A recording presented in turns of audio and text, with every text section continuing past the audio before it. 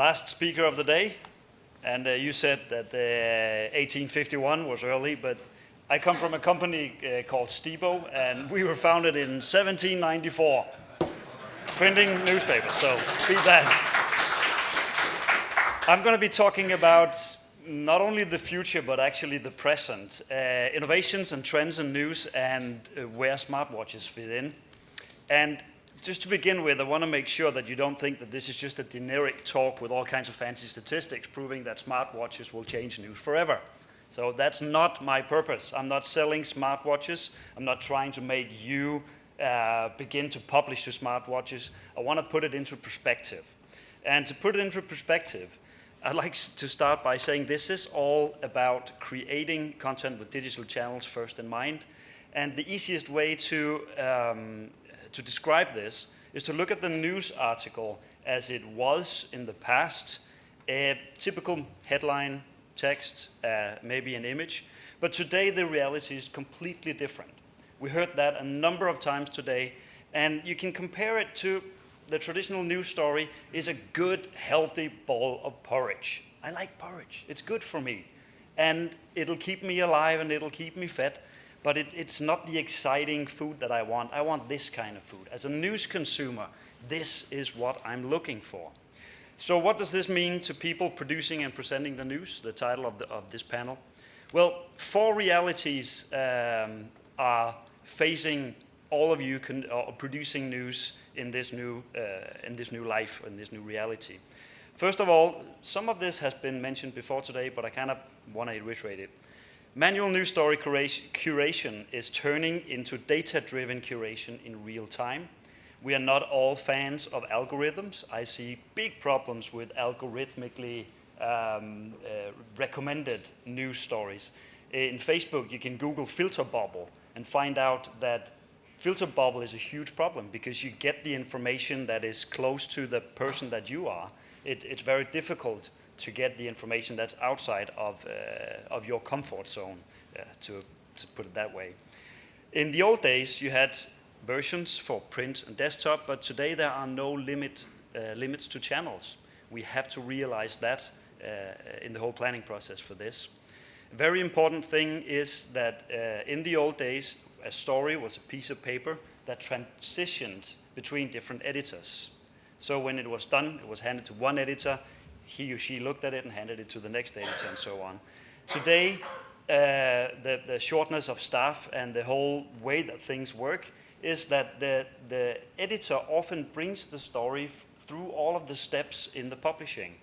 And I put a little plus at each of the steps here. New content is added in each step. Another point that's important to remember, there is no deadline anymore. The story was ready when it was published, but today the story starts when it's published. So, digital first storytelling, what does that really mean? What does social first storytelling mean? Instant articles were mentioned a number of times, very exciting. Social first sometimes becomes social only. For example, Now This News homepage, even the word sounds old. Now This News lives on different social platforms. This is Instagram, this is the Twitter. And my conclusion to all of this is that news is consumed in small bites and often not through the usual channels. It's all about convenience. Speaking about the New York Times, there was a focus group at the New York Times a number of years ago, and a young guy, I think he was 19 years old, he says, "Why am I sitting here? If the news is that important, it will find me." That's one of my favorite quotes about news distribution. That's how the young people think today. And then this thing comes along. Oh my.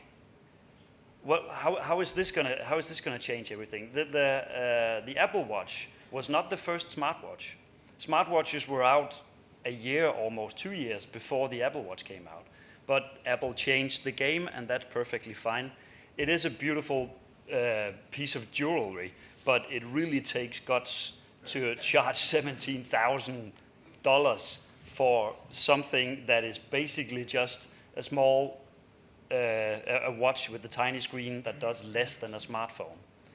So as a technology provider, we had to ask ourselves the question. By the way, I forgot to mention that in the beginning, being so happy about being so old. I also work for the technology provider called CCI. We own CCI and Cynic, so some of you may know these two products. So we asked ourselves the questions: has this young gadget-loving, self-promoting, fashion-obsessed, peer-pressured, tech-crazy generation gone mad? And as a technology provider, we kind of had to figure that out, find out somehow. So we established something we call the Steepo Accelerator. I have the honor of running that. In the 14 months that we've had this mad lab, crazy place, we've had 23 students from 5 different academic institutions come in every day, go to a big, nice room in the basement where we put a lab environment where they could write their master thesis together with us and our partners. We have run 11 projects so far in 14 months. I think that's pretty cool. We've launched 2 startups, created 7 new jobs, and had a bunch of different events going on around the world.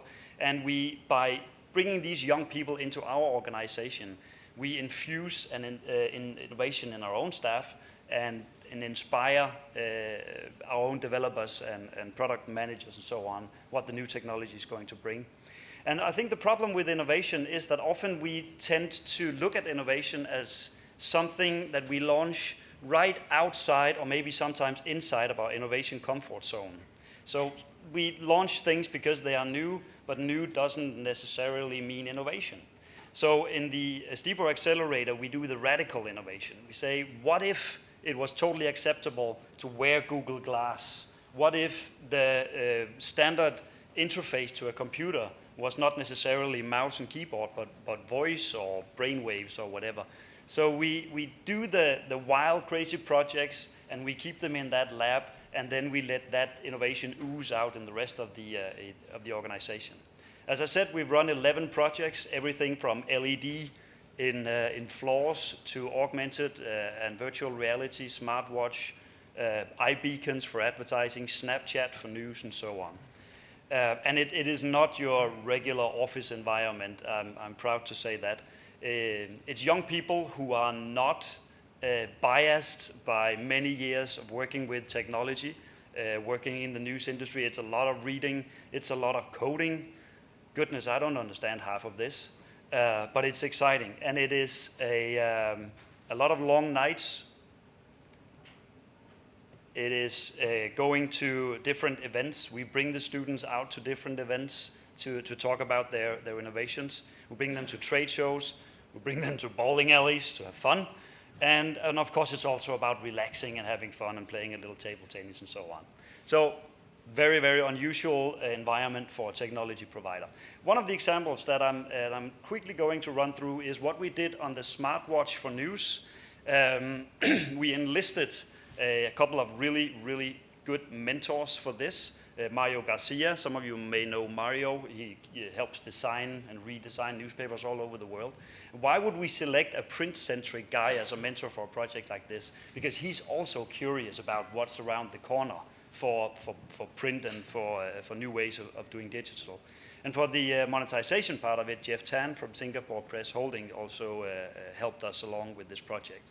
The partner for this was Berlingske in Copenhagen, and I could go through a lot of slides of what this ended up with, but this is 144 pages of really boring academic stuff about smartwatches and news. So I have summarized the key learnings into something very simple. The promise of the smartphone versus the promise of the smartwatch. This is important to remember, because if you launch anything on the smartwatch and you think about what to do on this, what promise are you really fulfilling? You will never be bored. Have you ever seen anyone sitting at a bus stop just looking out in the air and thinking about life? Doesn't happen anymore. Everybody's on this. You will never be bored. The promise of the smartwatch, if you choose as a consumer to use your smartwatch for news, it's because you want to be the first to know. So that's the promise you're trying to fulfill if you take the route to publish on smartwatches. Another thing, we talked about earlier today that a 2 minute and 32 seconds was great because we kept people engaged in a news article. Well, guess what? You can't even see it there. But in the smartwatch world, you have 4 seconds to attract attention. It's exactly the time it takes from my watch taps me, has that tap-tick engine, like buzzes. I raise my wrist, and I have to lower it again. So 4 seconds. This is how long 4 seconds is. Gone. If you can tell the story in 4 seconds, you're ready to publish on smartwatches. That's really important. So interruptions. 4 or 5 interruptions per day is acceptable. This is serious interruption. I mean, you have something literally on your skin that vibrates and buzzes and so on. And you hear it again and again. If you're at a meeting, you're looking at your watch. Do you need to be somewhere else? No, I'm just reading the news, which is not socially acceptable either. So remember, you have only a limited number of interruptions per day. And remember to close open stories. Like, this is so intimate that if you send a message that a 5-year-old boy is missing in your neighborhood, you better send a message that he's found again, because it actually influences me. It's a strange way of consuming news, but it's very, very exciting. Very importantly, annoy me and I will punish you. So if you send too many of these, and if you send something that's not relevant for me, I will uninstall the app. And because I'm not that technically savvy, I can't figure out how to stop the notification. I'm just going to uninstall the news app altogether on my phone. So be careful. The punishment is really bad. It's one thing to have just a dormant or a sleeping app on your phone that's not being used, but being uninstalled is kind of bad. Remember that now you're on the body of these people, and you also want to give these people something to talk about over lunch at work, for example. So silly to serious is also important in smartwatch publishing. A story about a cow loose on the highway. It's kind of cool to be sitting there eating your lunch and saying, you know what, there's a cow loose on the highway. That's okay, because this is such an intimate platform. And if you don't know, if you can't find the silly stories, Facebook has launched the Signal. You may know about it, but Signal is a tool for journalists, exclusively for journalists, showing the trending stories on Facebook. So I think this may be the last one. Forget ads, forget video, forget monetization right now. Pictures are fine, but they're not mandatory, unless you make the blunder that Al Jazeera made. Here's the pic of the day, but there's no picture. That's not too cool. Brand loyalty is the killer app. So, as I said before, don't expect to make a lot of advertising money on the smartwatch. Don't even think too much about transitioning users or moving users from the watch to the phone. It's not that important. I totally changed my news habits because a Danish TV station had a really good app that only disturbed me with the most important things. So all of a sudden I went from reading Jyllandsposten, Politiken and Ekstra Bladet, Danish newspapers, to reading news from TV2, from National Danish TV station, because they did a good job on the watch. That's cool, so that's fine. Brand loyalty. Be ready for more censors. One of the former panelists today said that maybe you don't want to be woken up in the middle of the night because of some sports result, or some people do.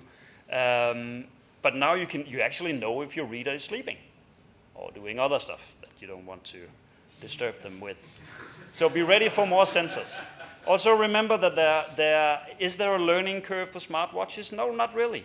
It is there from day one, making a difference. So all you have to do is slap this on your wrist. You don't have to do any settings, you don't have to, well, I agree, it is kind of difficult to navigate this thing.